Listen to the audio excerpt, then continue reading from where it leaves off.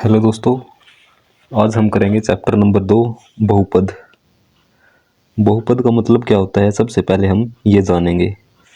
जैसे कि आप यहाँ पर देख सकते हो, हमारे पास जो है, यहाँ से मैं ये पद उठा रहा हूँ, 2y², 3y और 4।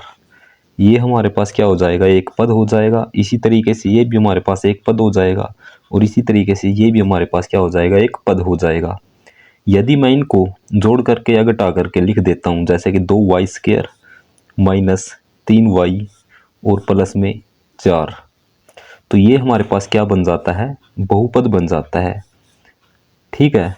जैसे कि एक पद हमारे पास ये था, एक पद ये था और एक पद ये था। ये हमारे पास एक एक पद थे और बहु का मतलब होता है एक से ज़्यादा। इस तरीके से हमने एक से ज़्यादा पदों को घटा करके या जोड़ करके लिख दिया, तो ये हमारे पास क्या बन गई, बहुपद बन गई। इसके अंदर हम क्या करते हैं, दो चीज़ों को पढ़ते हैं। क्या क्या पढ़ते हैं, दो चीज़। नंबर 1 पर हम पढ़ते हैं यहाँ पर चर, और नंबर 2 पे पढ़ते हैं हम यहाँ पर अचर। यहाँ पर बहुपद के अंदर। ठीक है।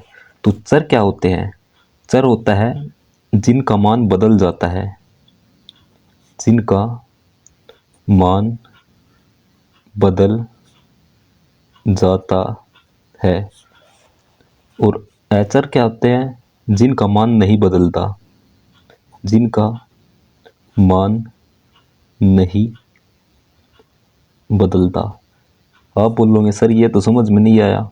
तो देखो मैंने क्या यहाँ पर क्या लिखा है, चर क्या होते हैं, जिनका मान बदल जाता है, वो होते हैं चर होते हैं। जैसे कि आप यहाँ पर जितनी भी ABCD होती है, जैसे कि A B C, इस तरीके से हमारे पास जितनी भी होती है X Y Z, ये हमारे पास क्या होते हैं, चर होते हैं। आप यहाँ पर देख सकते हो 2y² है, तो y हमारे पास क्या हो जाएगा, चर हो जाएगा। और अचर क्या होते हैं, जिनका मान नहीं बदलता, यानी संख्याएं।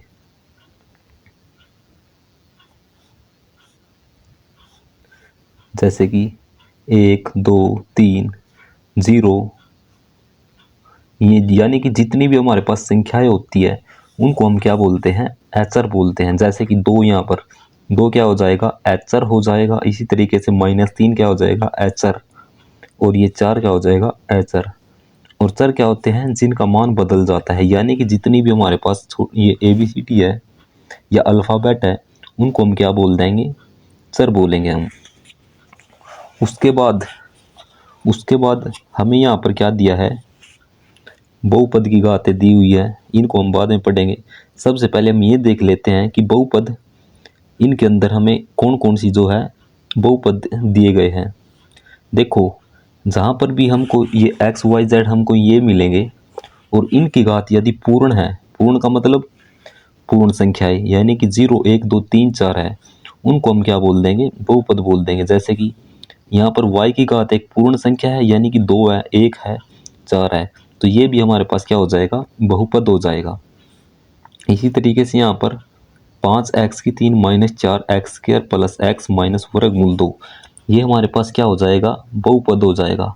यानी कि जहाँ जितने भी हम यहाँ पर XYZ प्रयोग कर रहे हैं, उनकी जो घात है वो एक पूर्ण संख्याएं होनी चाहिए, उनको हम क्या बोलेंगे, बहुपद बोल देंगे। आप यहाँ पर देखो, यदि x की घात यहाँ पर पूर्ण संख्या तो है, लेकिन वो भिन्न में नहीं होनी चाहिए। यहाँ पर क्या है, भिन्न में लिखी हुई है, 1/(x-1)। और यहाँ पर आप देख सकते हो वर्गमूल x लिखा हुआ है, यानी x की घात कितनी है, वर्गमूल का मतलब होता है 1/2। ठीक है। और इसी तरीके से ये x की घात तो एक पूर्ण संख्या है, लेकिन ये 1/, में यानी कि भिन्न के रूप में लिखा हुआ है, इसलिए ये हमारे पास बहुपद नहीं होगा।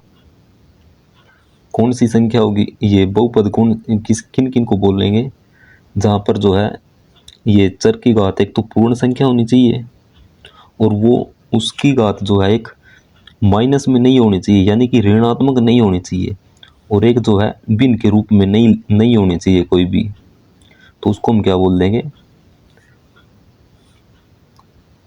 उनको हम बहुपद नहीं कहेंगे। और यहाँ पर ये हमारे पास 3 महत्वपूर्ण चीज़ें दी हुई है। यहाँ पर बहुपद के यहाँ पर प्रकार दिए हैं, जैसे कि रैखिक बहुपद, द्विघात बहुपद और एक होता है त्रिघात बहुपद। इनका मतलब क्या होता है तो इनके बारे में आपको बताऊंगा। रैखिक बहुपद क्या होता है, यहाँ पर लिख लेते हैं। बहुपद के प्रकार, बहुपद के प्रकार। नंबर 1 रैखिक बहुपद। नंबर 2 द्विघात बहुपद। और नंबर 3 पे है त्रिघात बहुपद।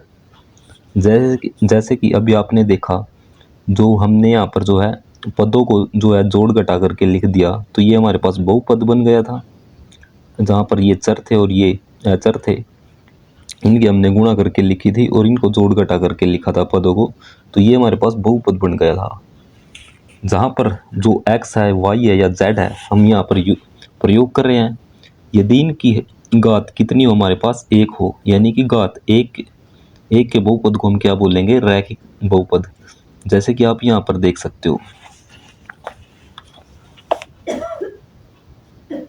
यहाँ पर लिखा हुआ है 2x-3।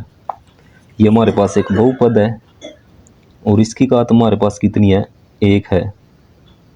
या आप यहाँ पर एक्स वाई जेड की यानी कि एक्स की घात एक देख सकते हो, तो उसको हम क्या बोलेंगे, रैखिक बहुपद।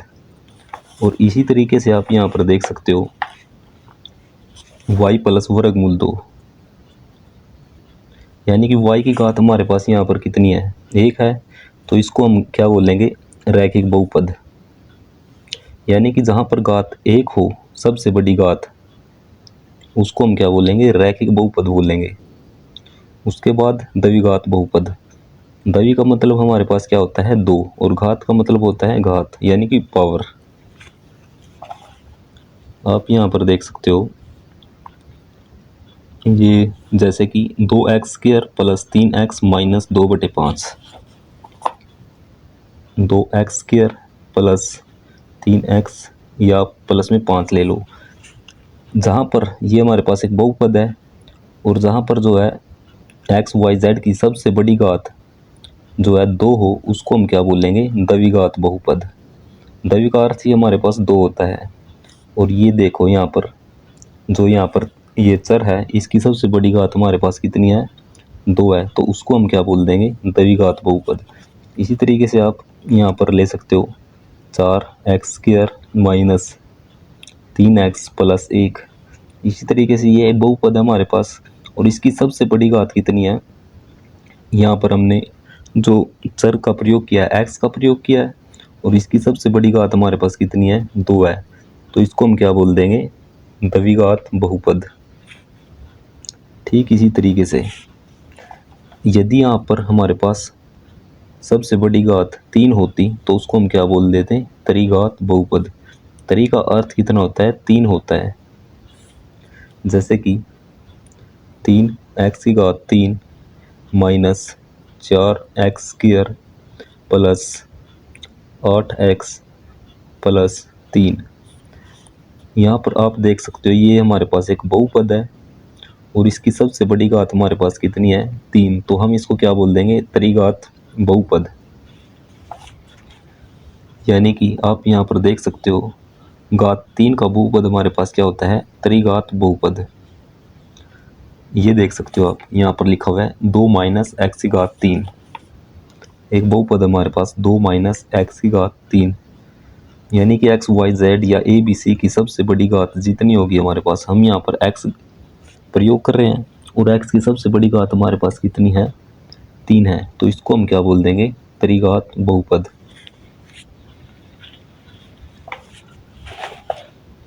रैखिक बहुपद को हम इंग्लिश में क्या बोलते हैं, लीनियर पॉलिनोमियल, और द्विघात को क्वाड्रेटिक पॉलिनोमियल। इसी तरीके से हम त्रिघात बहुपद को क्या बोलते हैं, क्यूबिक पॉलिनोमियल।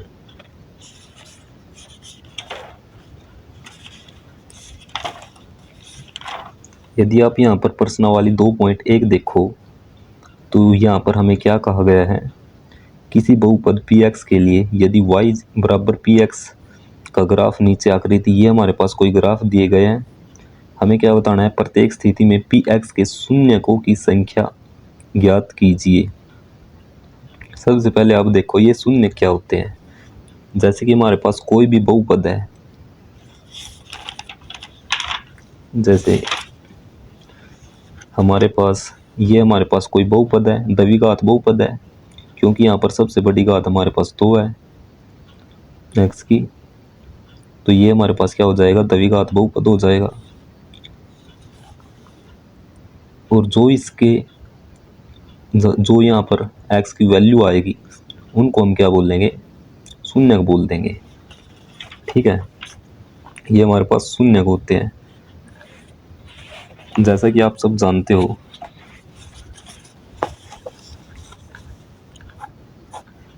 ये हमारे पास x अक्ष होता है और इसको हम क्या बोलते हैं, y अक्ष।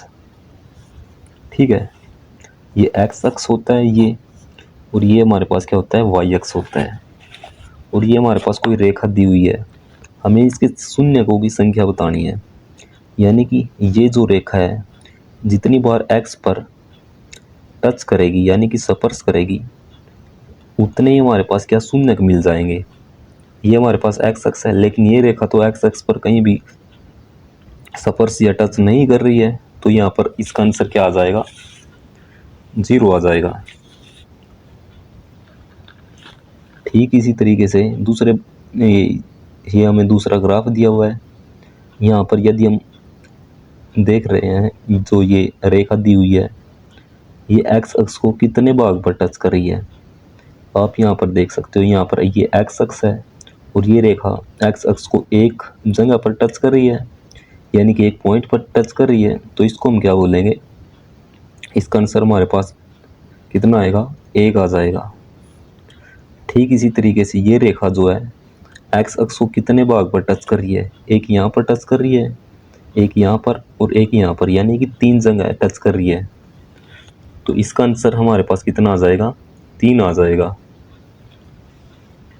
ठीक इसी तरीके से ये जो रेखा दी हुई है, हमें तिरछी रेखा दी हुई है, ये x अक्ष को कितने भाग पर टच कर रही है, एक इस बिंदु पर और एक इस बिंदु पर, यानी कि 2 जगह टच कर रही है, तो इसका आंसर हमारे पास कितना आ जाएगा, 2 आ जाएगा। और ये रेखा जो है कितने भाग पर टच कर रही है x अक्ष को, 1 2 3 4, तो आंसर हमारे पास कितना आएगा, 4 आ जाएगा।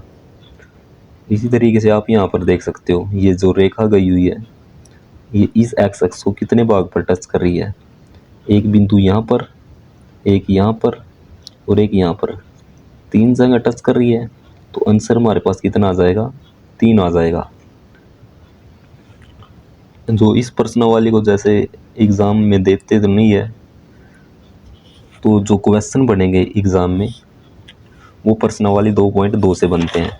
तो चलो हम उसको समझते हैं। सबसे पहले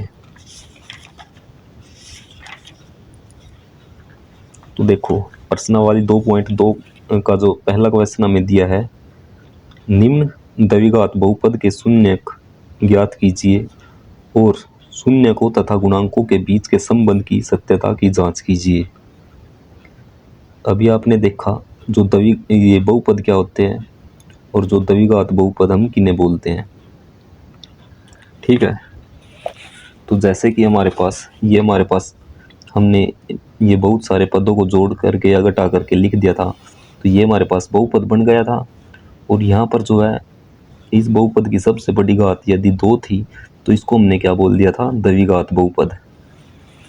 यदि यहाँ पर सबसे बड़ी घात 3 होती तो हम इसको त्रिघात बहुपद बोलते। यहाँ पर 2 है तो ये हमारे पास क्या हो जाएगी, आप यहाँ पर देख सकते हो, यानी कि एक्स वाई जेड जो हमको दिख रहे हैं, यहाँ पर एक्स की सबसे बड़ी घात कितनी है, 2 है, तो इसको हम क्या बोल देंगे, द्विघात बहुपद।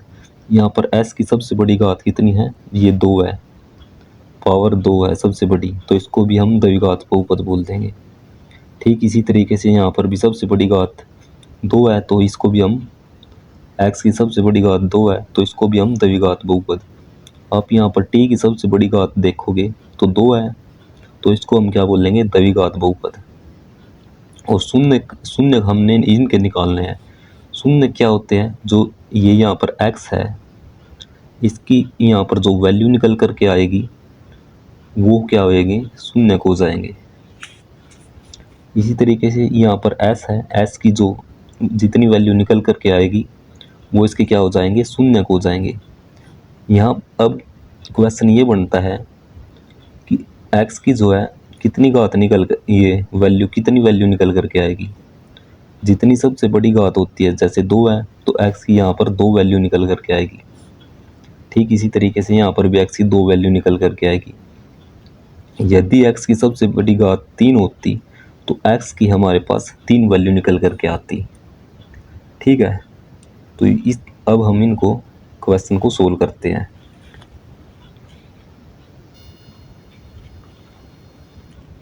द्विघात बहुपद का आपको पता चल गया, यानी जिस बहुपद की सबसे बड़ी घात हमारे पास 2 है तो उसको द्विघात बहुपद बोल देंगे।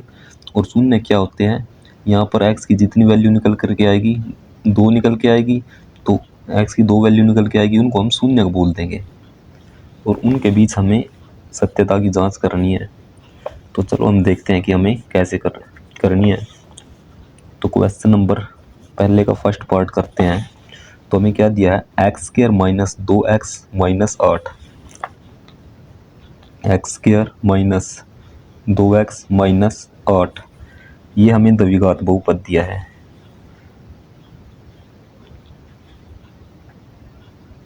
तो हम इसके शून्य निकालेंगे। शून्य किस तरीके से निकालेंगे, इस द्विघात बहुपद को सबसे पहले हम समीकरण बनाएंगे। समीकरण कैसे बनाते हैं हम इनको, ये जो बहुपद दिया है इसको यदि मैं 0 के बराबर लिख लेता हूँ तो ये हमारे पास क्या बन जाएगा, एक समीकरण बन जाएगा। ठीक है, उसके बाद हमें क्या करना है, देखो जिसका कोई नहीं होता उसका एक होता है, यानी कि सबका मालिक एक। तो x के आगे यहाँ पर कितना आ जाएगा, 1 आ जाएगा।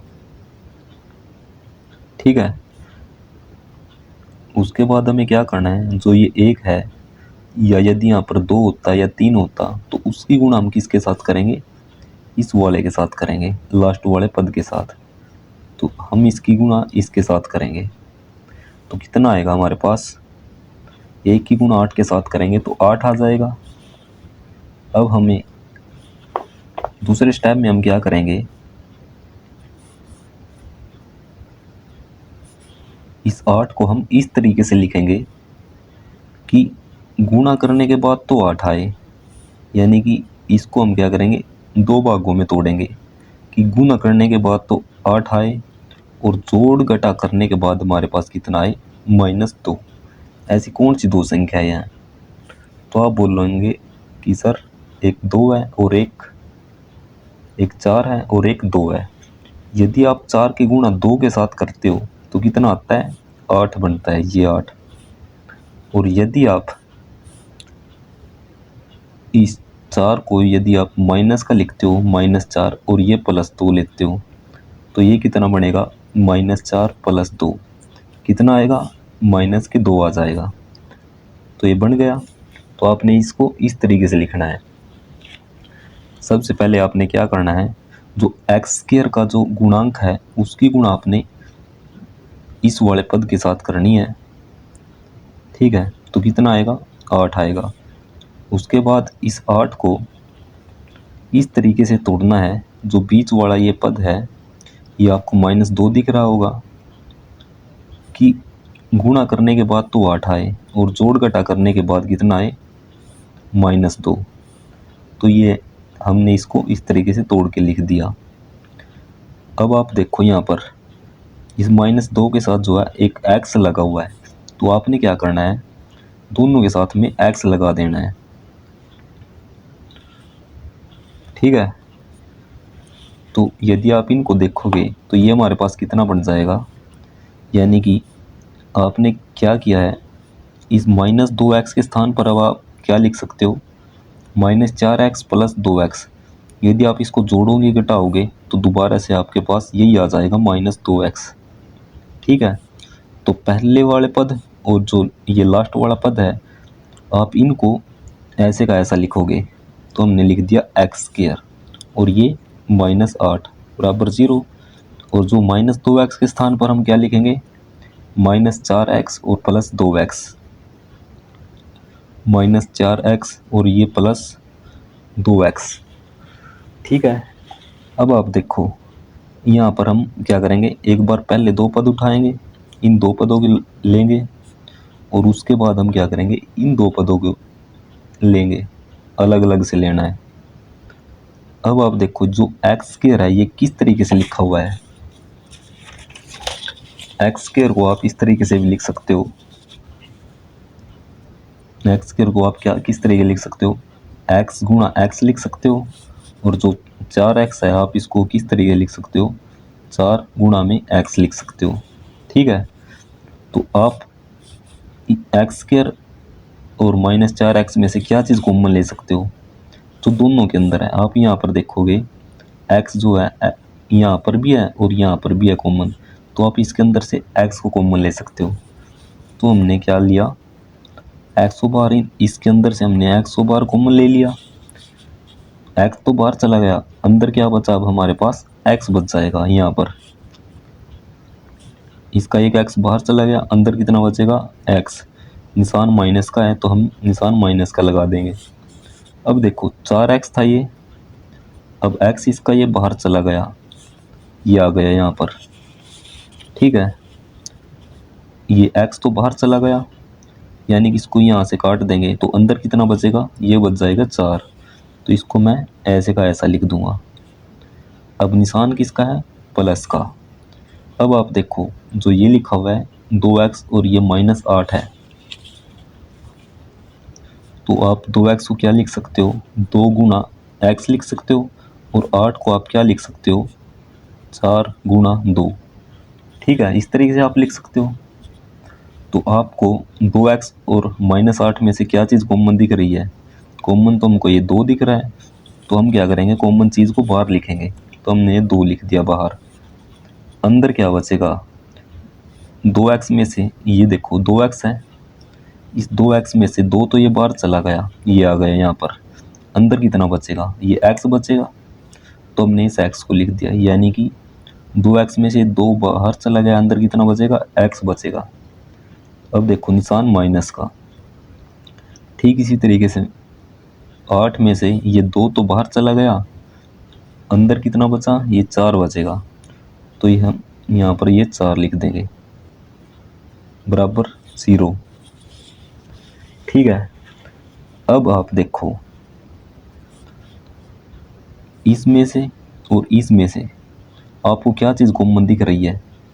अब बोलेंगे सर x-4 हमें यहाँ पर भी दिख रहा है और यहाँ पर भी, तो हम क्या करेंगे, x-4 को बाहर कॉमन लेंगे। x-4 ये बाहर आ गया तो अंदर कितना बचा, सिर्फ x बचेगा, x बचा। और यहाँ पर यहाँ से भी x-4 बाहर चला गया तो अंदर कितना बचेगा, ये +2 बचेगा। ठीक है। इतना होने के बाद आपने करना क्या है, इन दोनों को अलग अलग से 0 के बराबर रख सकते हैं हम। इतना करने के बाद आपने क्या करना है, इनको आप अलग अलग से 0 के बराबर रखोगे, x-4 बराबर 0। ठीक इसी तरीके से x + 2 बराबर 0। जैसे आप x को दूसरी तरफ लेकर के जाओगे, ये -4 है, दूसरी तरफ जा कर के +4 बन जाएगा। x का एक मान तो हमें यहाँ से मिल गया, इसी तरीके से x यहाँ पर रहेगा और ये 2 दूसरी तरफ जाएगा तो माइनस का बन जाएगा, -2। एक x हमारे पास यहाँ से निकल के आया, तो x की सबसे बड़ी घात 2 थी, तो उतनी हमारे पास x की वैल्यू निकल के आएगी। x की घात हमारे पास 2 आ गई। ठीक है। तो आप क्या कह सकते हो, आप लिख सकते हो, यानी कि द्विघात बहुपद के शून्यक, द्विघात बहुपद, ये हमारे पास x² - 2x-8 के शून्यक 4 और -2 है। उसके बाद इसने यहाँ पर क्या बोला है, हमें इनकी जांच भी करके बतानी है। जांच के लिए हमारे पास फार्मूला है, किस तरीके से करेंगे हम, यहाँ पर लिखेंगे जांच। ठीक है, जांच हम किस तरीके से करते हैं, जांच करने के लिए हमारे पास एक फार्मूला दिया हुआ है यहाँ पर। शून्यकों का योग किसके बराबर होगा, ये अल्फा प्लस बीटा, यानी इस अक्षर को हम अल्फा बोलते हैं, इसको हम क्या बोलते हैं, बीटा। किसके बराबर हो जाएगा, माइनस बी बटे ए के। योग शून्यकों का योग किसके बराबर होगा, अल्फा प्लस बीटा बराबर माइनस बी बटे ए के। और शून्यकों का गुणनफल किसके बराबर होगा, अल्फा बीटा बराबर सी बटे। अल्फा बीटा हमारे पास क्या है, जो एक्स की दो वैल्यू निकल के आई है, एक को हम क्या अल्फा मान रहे हैं, दूसरे को बीटा मान रहे हैं, तो ये वो है अल्फा बीटा, यानी एक्स की दो वैल्यू है। तो चलो हम इनका यहाँ पर प्रयोग करते हैं। तो यहाँ पर लिखेंगे जांच, जांच कर रहे हैं तो यहाँ पर लिखेंगे सबसे पहले शून्यकों का योग किसके बराबर है, अल्फा प्लस बीटा, और ये किसके बराबर है, माइनस बी बटे ए के। देखो जो ये हमारे पास द्विघात बहुपद है, जो इसका व्यापक रूप है, यानी कि इसकी जो फॉर्म है, क्या होती है इसकी फॉर्म, वो होती है a x square plus b x plus c. ये हमारे पास क्या होती है, द्विघात बहुपद की, द्विघात बहुपद का जो है रूप होता है, जहाँ पर जो है ए कभी भी जीरो नहीं होता और ए जहाँ पर कभी भी जीरो नहीं होता। ये होती है हमारे पास द्विघात बहुपद का रूप। और जो ए बी सी है हमारे पास क्या होती है, ये हमारे पास संख्याएं होती है। ठीक है, क्या होती है, संख्याएं होती है। यदि आप यहाँ से इस समीकरण की तुलना करोगे तो आप ए बी सी के मान निकाल सकते हो। सबसे पहले देखो अल्फा प्लस बीटा, अल्फा कितना है, आप इसको अल्फा मान सकते हो, इसको बीटा मान सकते हो। अल्फा की वैल्यू आपके पास कितनी है, 4, और प्लस बीटा की वैल्यू आपके पास कितनी है, -2। अल्फा बीटा यानी कि एक्स की जो वैल्यू निकल के आई है उन्हीं को हम अल्फा बीटा मानेंगे, बराबर निशान क्या है, माइनस, तो हम यहाँ पर माइनस लिखेंगे। और बी, यदि आप इसकी और इसकी तुलना करोगे तो बी की क्या वैल्यू है यहाँ पर, यह है -2, और ए की क्या वैल्यू है, 1 हो जाएगी, बी की वैल्यू हो जाएगी -2, और सी की क्या वैल्यू होगी, -8। ठीक है, इस द्विघात बहुपद के अंदर से हम ए बी सी के मान निकाल लेंगे। तो आप यहाँ पर लिख सकते हो, जैसे कि यदि आप यहाँ से मान निकालते हो, ए का क्या मान आएगा, 1 आ जाएगा, और ये बी का मान यदि हम इनकी तुलना करते हैं, बी का मान कितना आ जाएगा, -2, और सी का मान हमारे पास कितना आएगा, -8। देखो आप इस बहुपद को किस तरीके से लिख सकते हो, एक्स स्क्वायर प्लस ये -2 है, -2 एक्स, और प्लस ये -8। ठीक है, आप इसको इस तरीके से लिख सकते हो। और ये है ए एक्स स्क्वायर, ये हमारे पास द्विघात बहुपद का रूप होता है, बी एक्स प्लस सी। अब यदि आप देखोगे तो ए की वैल्यू हमारे पास कितनी है, 1 है, और ये प्लस का निशान है, और बी की वैल्यू कितनी है, -2, और सी की वैल्यू हमारे पास कितनी आई, -8। इस तरीके से हमारे पास ए बी सी के मान आ चुके हैं, तो हम यहाँ पर रखेंगे, माइनस का निशान है, और बी की वैल्यू हमारे पास कितनी आई है, -2, यानी कि -2, और इसके बटे में कितना आएगा, ए कितना है हमारे पास, ए का मान 1 है, तो 1 रखेंगे। ठीक है, तो 4 और ये 4 और -2 हमारे पास कितना आएगा, 4 में से 2 गए, 2 आ जाएगा। ये किसके बराबर आना चाहिए, ये माइनस की गुणा यदि हम माइनस के साथ करते हो तो कितना कितना होता है, प्लस होता है। माइनस की गुणा यदि आप माइनस के साथ करते हो तो ये प्लस आता है, ठीक है। तो ये प्लस का 2 आ जाएगा, यानी कि दोनों वैल्यू हमारे पास बराबर आ गई और बराबर भी आने चाहिए। उसके बाद हम क्या करते हैं, शून्य को योग कर दिया। उसके बाद हम क्या करते हैं, शून्य को गुणनफल निकालेंगे।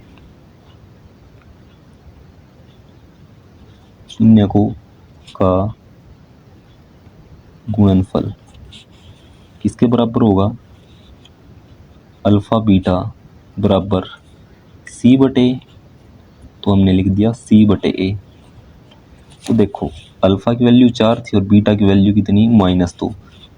अल्फा की वैल्यू 4 है और गुणा में बीटा -2। सी की वैल्यू हमारे पास कितनी है, सी की वैल्यू -8, -8 लिख दिया। और ए की वैल्यू हमारे पास कितनी थी, ए की वैल्यू हमारे पास 1 थी। तो ये दोनों वैल्यू भी आपस में बराबर आनी चाहिए।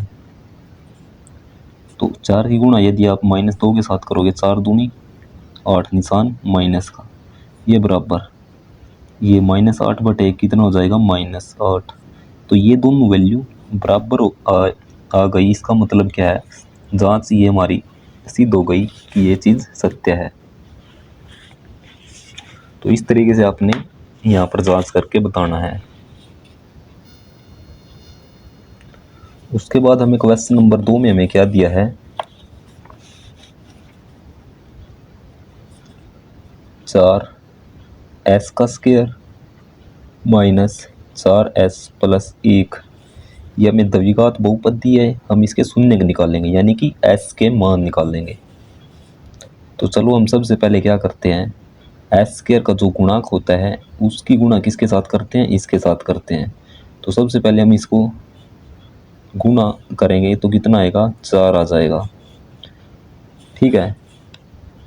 इस 4 को जो है इस तरीके से हम तोड़ते हैं या इसके गुणनखंड करते हैं कि गुणा करने के बाद तो हमारे पास 4 आ जाए, ठीक है। इन दोनों की गुणा के बराबर गुणा करने हमें दो संख्याएं ऐसी लेनी है कि गुणा करने के बाद तो 4 आ जाए और जोड़ घटा करने के बाद कितना आ जाए, ये -4। तो कौन कौन से ले सकते हैं, एक आप 2 ले सकते हैं। यदि आप इन दोनों संख्या की गुणा करोगे तो कितना आएगा, 4 आ जाएगा और आना भी चाहिए, 4 आना चाहिए।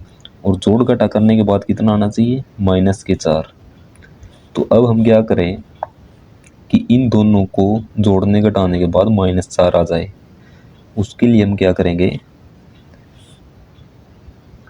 उसके लिए हम इन दोनों को माइनस कर लेंगे, यानी कि -2 और -2 ले लिया, साथ में s लगा हुआ है तो s लगा देंगे, ठीक है। इतना आपको समझ में आया। देखो उसके बाद हम इस स्टेप के बाद हम क्या करते हैं, ये आपने लिखना नहीं है, ये तो बस समझाने के लिए। इसको ये मैं द्विघात बहुपद दिया है, इसको मैं क्या करूँगा, समीकरण बनाऊंगा। तो 4 कैसे बनेगा समीकरण, इसको 0 के बराबर रख देंगे तो ये समीकरण बन जाएगा, +1 = 0। तो ये हमारे पास समीकरण बन गया।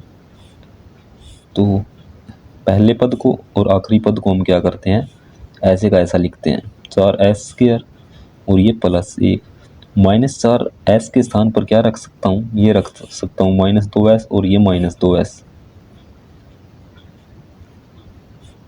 और ये हो जाएगा बराबर 0, ठीक है। उसके बाद हम क्या करते हैं, पहले दो पदों को लेते हैं और उसके बाद हम आखिरी दो पदों को लेते हैं। तो हमें जो ये लाइन नहीं लगानी है, ये बस समझाने के लिए है। इसके अंदर से आप क्या चीज़ कॉमन ले सकते हो, देखो ये 4s² है, ये 4s² है, इसको आप इस तरीके से भी लिख सकते हो। 4 को क्या लिख सकते हो, 2 × 2, और s की घात 2 है, इसको आप लिख सकते हो s × s। ठीक इसी तरीके से 2s को आप क्या लिख सकते हो, 2 × s। तो आप इसके अंदर से क्या चीज़ कॉमन ले सकते हो, इन दोनों के अंदर से आपको कॉमन क्या क्या चीज़ दिख रही है, ये 2 दिख रही है और ये 2s, यानी कि 2 और s को आप क्या कर सकते हो, कॉमन ले सकते हो। 2s आपने कॉमन ले लिया, 4s स्क्वायर है ये, इसका जो है 2s तो बाहर चला गया, यानी कि ये 2 बाहर चला गया और s बाहर चला गया। अंदर कितना बचा, ये 2s, तो हमने यहाँ पर लिख दिया 2s माइनस, और ये 2s तो पूरा का पूरा बाहर चला गया, ये भी बाहर चला गया, ये भी गुणा में ये यहाँ पर 1 है, तो अंदर कितना बचेगा, 1 बचेगा। इसको तो हमने लिख दिया, अब बारी है इसकी। ठीक है, इसके अंदर से आप क्या चीज़ कॉमन ले सकते हो, -1 लोगे।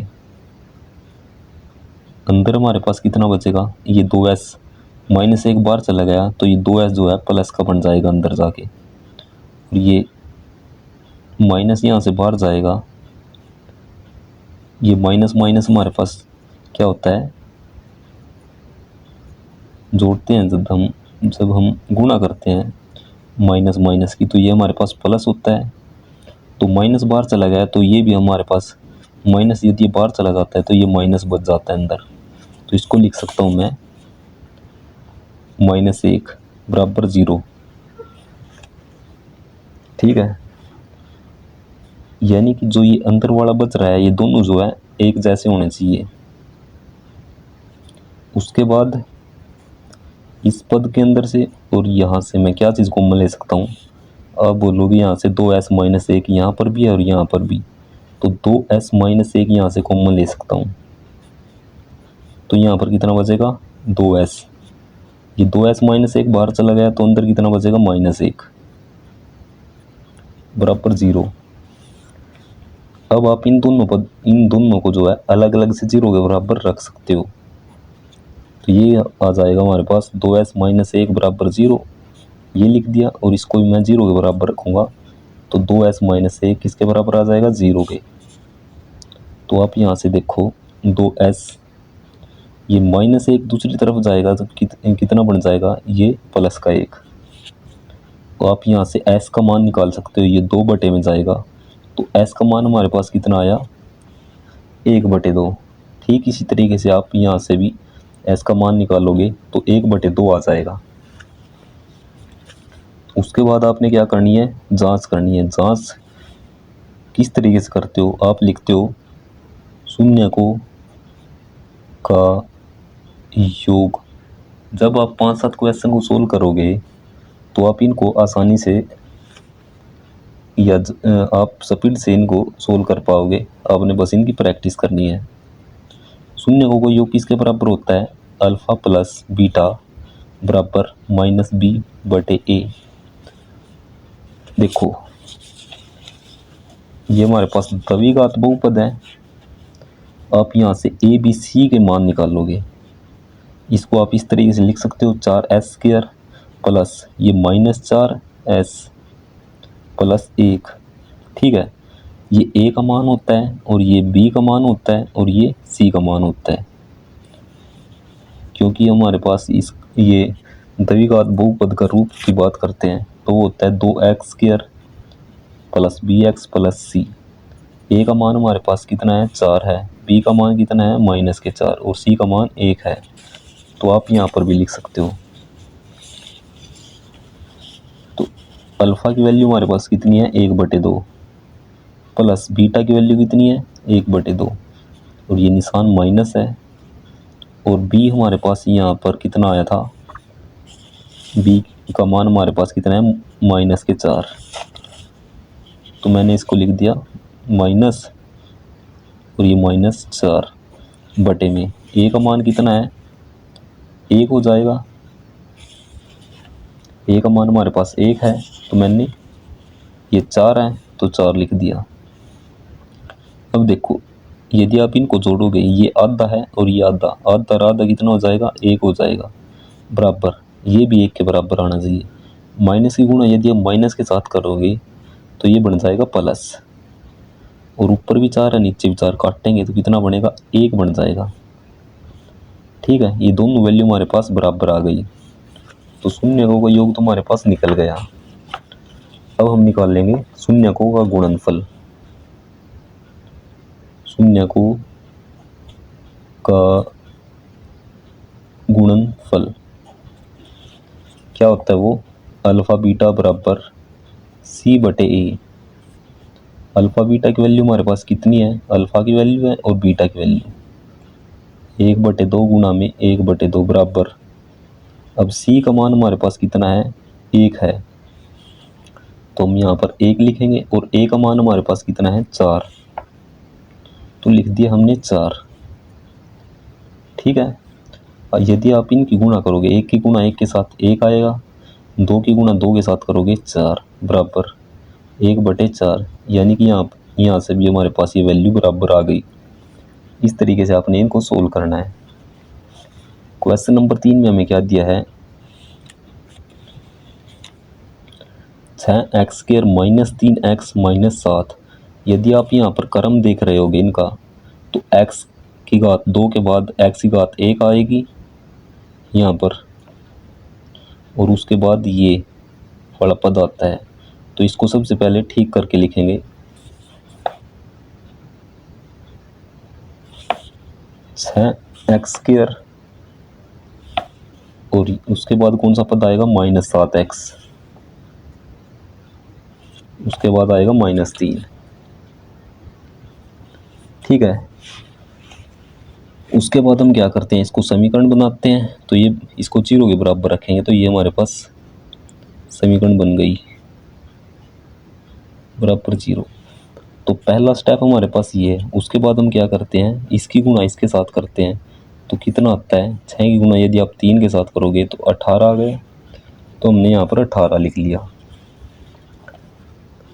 अब इस 18 को दो संख्याओं में लिखेंगे तोड़ करके, कि जोड़ घटा करने के बाद -7 आ जाए। तो कौन सी संख्या होगी, एक 9 हो जाएगी और एक 2 हो जाएगी। 9 की गुणा 2 के साथ करोगे तो 18 आएगा। यदि इसको जोड़ करके घटा करके लिखोगे तो -7 आना चाहिए। तो उसके लिए मैं क्या करूँगा, इस 9 को माइनस का लिखूँगा और इस 2 को प्लस का। ठीक है। साथ में आपको x दिख रहा है, तो आप इसके साथ में x लिख दो, दोनों के साथ में। उसके बाद हम पहले वाले पद को और आखिरी वाले पद को ऐसे का ऐसा लिखते हैं। तो 6x² और ये -3 बराबर 0। ठीक है। -7x के स्थान पर क्या लिख सकता हूँ, ये लिख सकता हूँ -9x और ये +2x। अब पहले दो पदों को, उसके बाद ये आखिरी दो पदों को लिखूंगा। तो इसके अंदर से मैं क्या चीज़ कॉमन ले सकता हूँ, ये 3 के पहाड़े में आता है, ये 3 दूनी 6 और 3 3 9। तो इसको 6 को क्या लिख सकता हूँ, 6 को लिख सकते हैं हम, ये 2 गुणा 3। तो और इसको 9 को लिख सकते हैं 3 गुणा 3। तो कॉमन हमारे पास 3 आ जाएगा, तो हमने लिख लिया 3। साथ में x यहाँ पर भी है और x यहाँ पर भी है, तो एक x को मैं बाहर लिख लूँगा। तो देखो अंदर कितना बचेगा, 3 बार चला गया तो ये 2 अंदर रह गया, तो हमने 2 लिख दिया अंदर। और एक x हमारा बाहर चला गया, तो अंदर हमारे पास कितना बचेगा, x बचेगा यहाँ से, और ये निशान माइनस। x तो बाहर चला गया ये, और 3 भी यहाँ पर बाहर चला गया कॉमन, तो अंदर कितना बचा, ये 3 बच जाएगा। ठीक। उसके बाद प्लस, यहाँ पर हम क्या करेंगे, एक को कॉमन लेंगे और अंदर हमारे पास ठीक इसी तरीके का बच रहा है यहाँ पर, तो लिखेंगे इसको 2x - 3 बराबर 0। तो यहाँ से आप क्या चीज़ कॉमन ले सकते हो, यहाँ से ले सकते हो 2x - 3 और यहाँ से भी 2x - 3। ये आपने बाहर कॉमन लिया, तो अंदर यहाँ पर कितना बचेगा, 2x - 3 तो बाहर चला गया, अंदर बचेगा 3x, और ये 2x - 3 बाहर है, तो अंदर कितना है, ये प्लस का 1 बराबर 0। ठीक। उसके बाद आप इन दोनों को अलग अलग से 0 के बराबर रख सकते हो। तो रखेंगे इनको 2x - 3 बराबर 0 और ये 3x + 1 बराबर 0। ठीक है। तो यहाँ से हमारे पास x का मान क्या आएगा, ये 3 दूसरी तरफ जाएगा, तो प्लस का और ये बराबर से ये यहाँ पर 2x बचेगा, ये 3 दूसरी तरफ जाएगा। अब इस 2 को नीचे लिख सकते हैं हम, क्योंकि ये गुणा में है तो ये बटे में चला जाएगा। ठीक इसी तरीके से यहाँ से 3x ये एक दूसरी तरफ जाएगा तो माइनस का हो जाएगा, और ये 3 यहाँ पर आ जाएगा बटे में, तो -1/3। ये 2 मान आ गए हमारे पास, ये अल्फ़ा हो गया और ये बीटा हो गया। अल्फ़ा की वैल्यू कितनी आई 3/2, और बीटा की वैल्यू हमारे पास क्या आई -1/3। यदि आप यहाँ से ए बी सी का मान निकालना चाहो तो देखो क्या आएगा, ये हमारे पास क्या आएगा, ए का मान है और ये बी का मान है -7 और ये सी का मान है -3। तो अब हम क्या करेंगे, इसकी जांच करेंगे।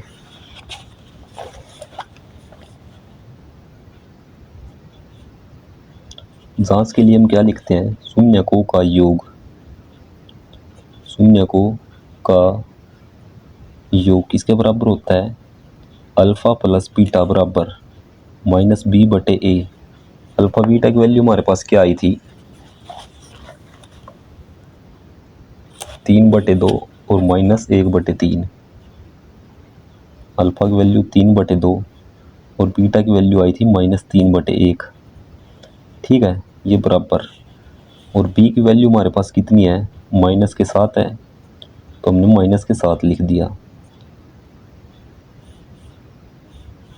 और ये -12 है। ठीक है, बटे में ए का मान हमारे पास कितना है 6। यदि आप यहाँ से एलसीएम लेकर के सोल्व करोगे, 2 3 का एलसीएम हमारे पास 6 आएगा, और ये 6 को यदि आप 2 से भाग करोगे कितना आएगा 3। 3 ही गुणा ऊपर वाले के साथ करोगे तो 9 आ जाएगा, और ये निशान माइनस।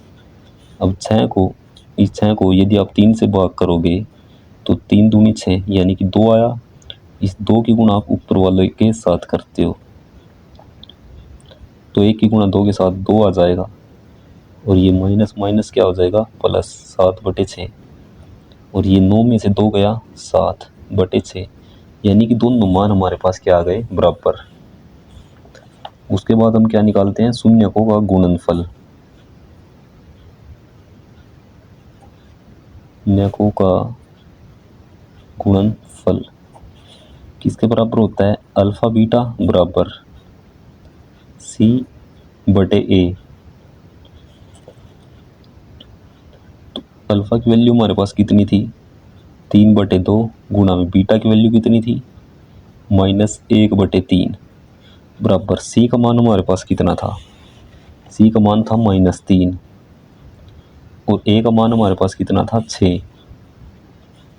ठीक है, अब आप यहाँ से देखो 3 की गुणा -1 के साथ करोगे तो -3, और 2 की गुणा 3 के साथ करोगे तो यह आएगा 6, यानी कि दोनों वैल्यू हमारे पास क्या आ गई बराबर। ठीक है, और फोर्थ पार्ट में मैं क्या दिया है 4u² + 8u।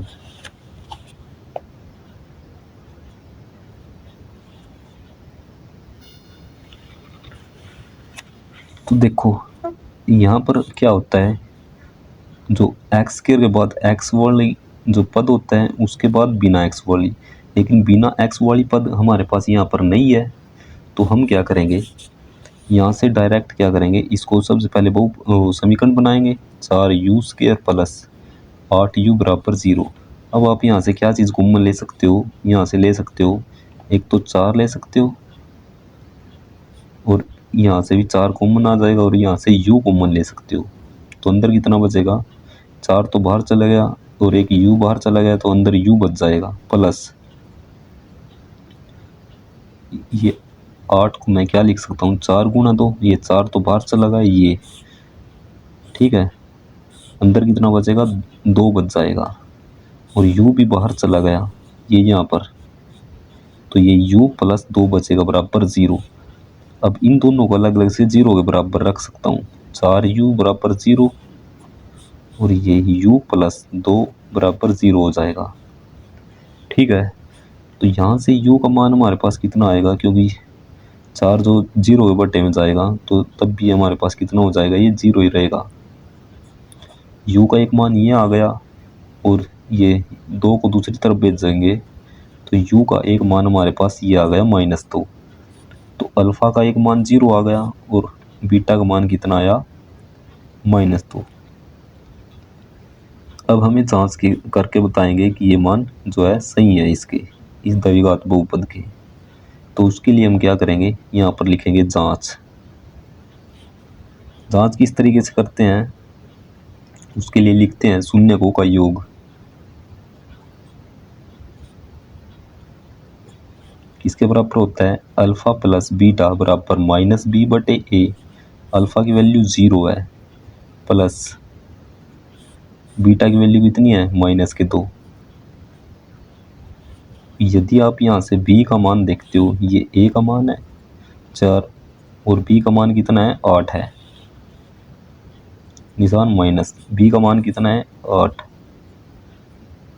और a का मान कितना है, 4। तो ये वैल्यू हमारे पास -2 आएगी, बराबर 4 एकम 4 और ये 4 दूनी 8, निशान माइनस का, ये 2, यानी कि दोनों आपस में बराबर आ गए। तो शून्यकों का योग हमारे पास ये आ गया, बराबर आने चाहिए थे तो आ गए। उसके बाद हम क्या निकालेंगे, शून्यकों का गुणनफल। शून्यकों का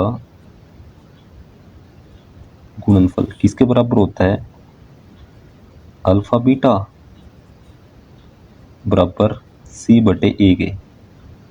ठीक है, तो अल्फा बीटा हमारे पास क्या है, अल्फा की वैल्यू हमारे पास कितनी है, 0 और बीटा का मान कितना है, -2 और c का मान हमारे पास कितना है, c तो है ही नहीं, तो यानी कि 0 बटे में a का मान कितना है, 4, तो ये 4 लिख दिया। 0 की गुणा यदि आप -2 के साथ करोगे तब हमारे पास कितना आएगा, 0। ठीक है, और ये 0/4 करोगे या 0/5 या 0/1 करोगे तब भी हमारे पास क्या आएगा, 0। तो ये जांच सिद्ध करती है कि जो ये हमारे पास द्विघात बहुपद है इसके शून्य का हमारे पास क्या है, एक 0 है और एक -2 है। ठीक है, उसके बाद देखो,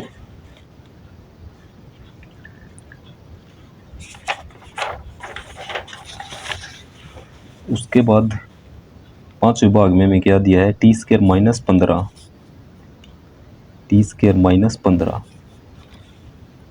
तो इसके हम शून्य निकाल लेंगे, यानी कि t के 2 मान निकाल लेंगे, क्योंकि सबसे बड़ी घात हमारे पास 2 है तो यहाँ पर 2 वैल्यू निकलेगी। तो अब देखो, एक हमारे पास रिजल्ट होता है, इसको सबसे पहले समीकरण बनाया तो ये बन गया 0।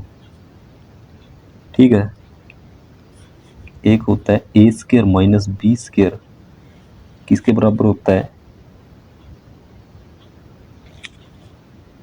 a - b और ये होता है a + b के।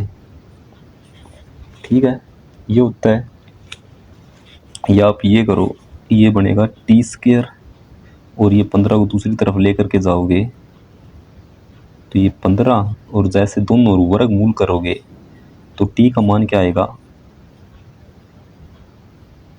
यह आ जाएगा ± वर्गमूल 15, यानी कि t का एक मान हमारे पास क्या आएगा, वर्गमूल 15 आ जाएगा और एक t का मान हमारे पास क्या आएगा, माइनस के वर्गमूल 15।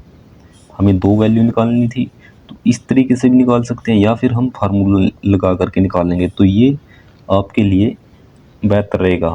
ठीक है, यानी कि हमने क्या किया, समीकरण बनाया और ये -15 को दूसरी तरफ लेकर के गए और दोनों ओर यदि आप वर्गमूल करते हो तो ये t², यदि आप इसका वर्गमूल करोगे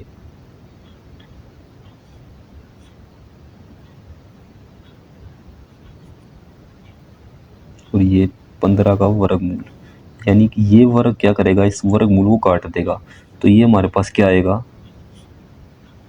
t की वैल्यू हमारे पास ± वर्गमूल 15 आ जाएगी। ठीक है, यानी कि t का मान एक हमारे पास 15 आएगा और एक -15, और ये हमारे पास अल्फा है और ये बीटा है।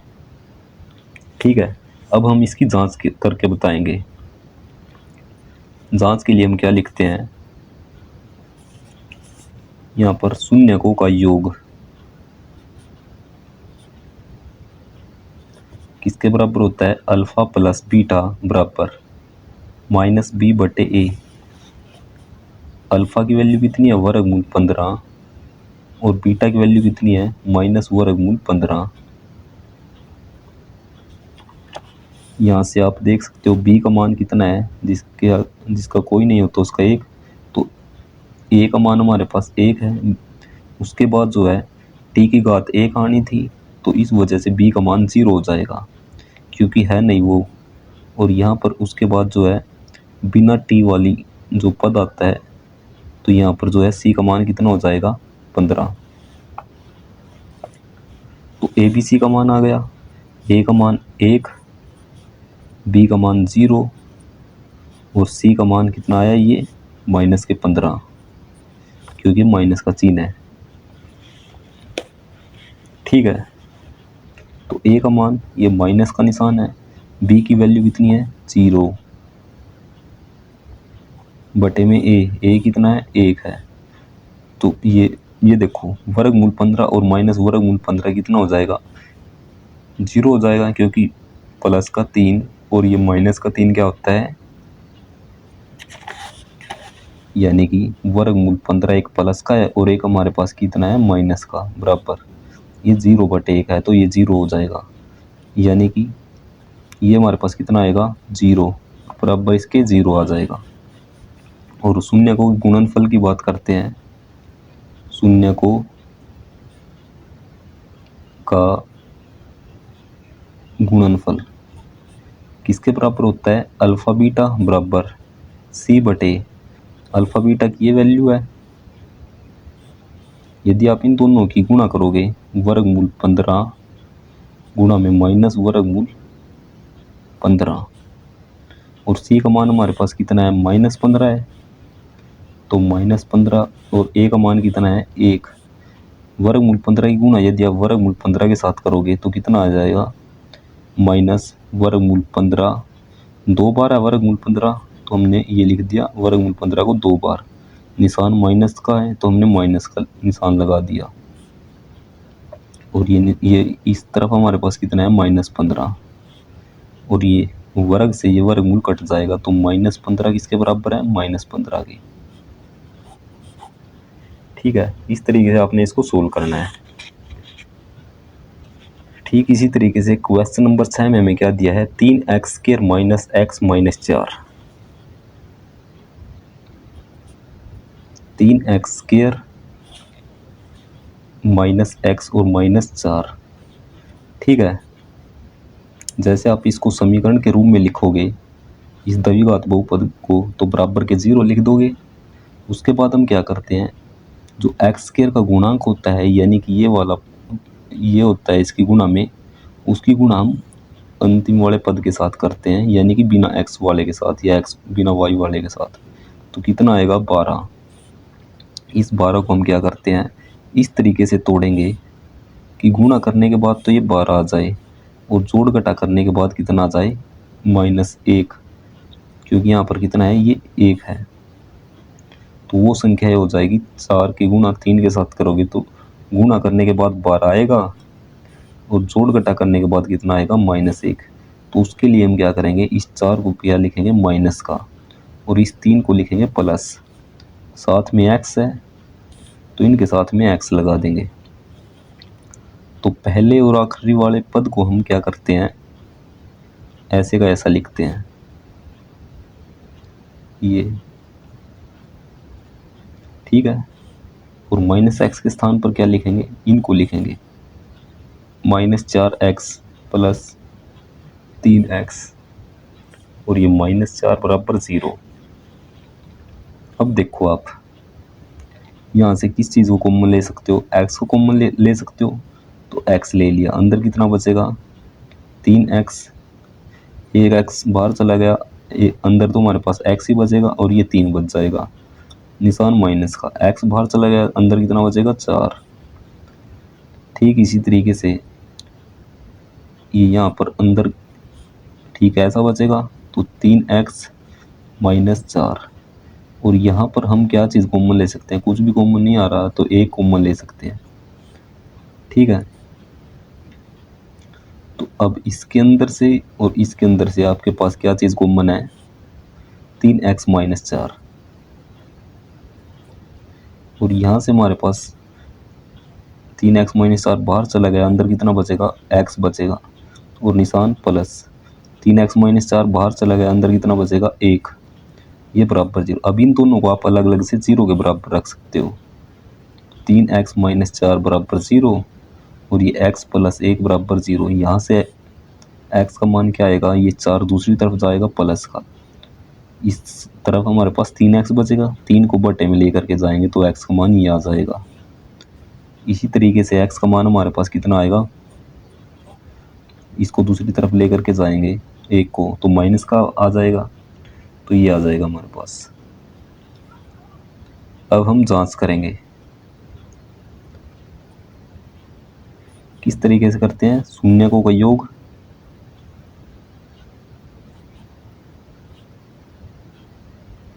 किसके बराबर होता है, अल्फा प्लस बीटा बराबर -b/a।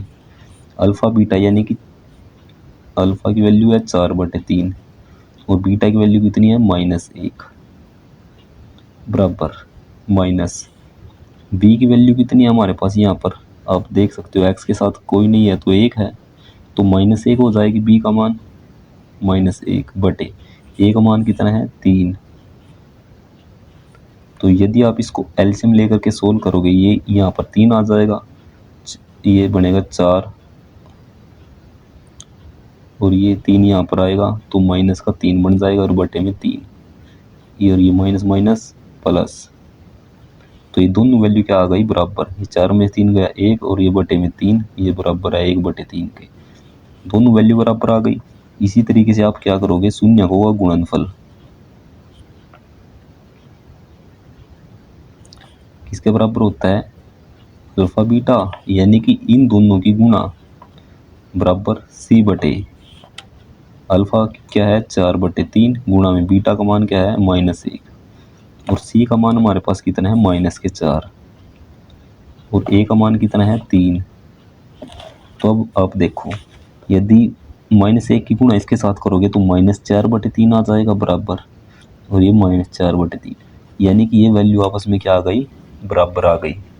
तो अब आप क्या कह सकते हो, ये जांच सिद्ध करती है कि ये जो इस द्विघात बहुपद के जो ये शून्य का है तो ये सही है, अगर गलत होते तो ये आपस में कभी भी बराबर नहीं होते। ठीक है।